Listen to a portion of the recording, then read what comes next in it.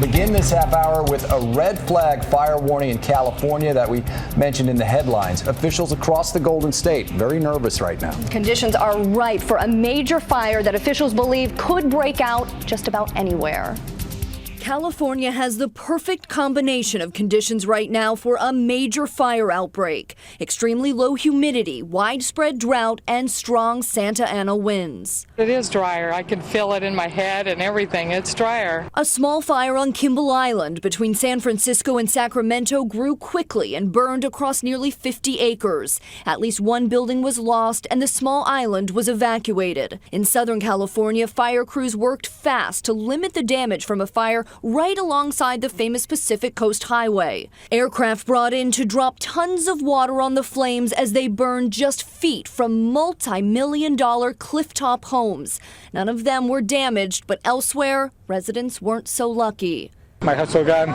Well, what we can do? Nothing.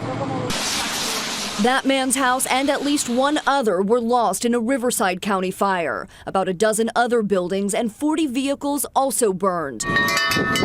The red flag warnings for fire danger are expected to remain in effect until at least tonight. Firefighters say it is so dry, conditions in some areas of the state are more like what they're used to seeing at the height of fire season in September or October. The weather is certainly unusual, and so we're being vigilant and monitoring the weather. Part of that weather are those gusty Santa Ana winds, blamed for bringing down plenty of trees, including a 45-footer that crashed onto a school building in San Bernardino.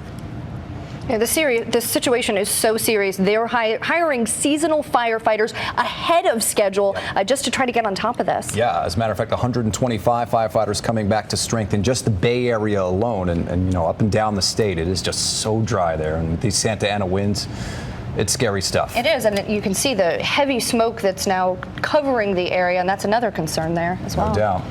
All right, investigators in San Jose, California, they are on the hunt for an arsonist who has set more than a dozen early morning fires in just the last week. Their best lead is a surveillance video showing a man walking back and forth moments before flames erupted across the street. Neighborhood watch groups are on alert around the clock, and so far, 2 nights have passed without another fire.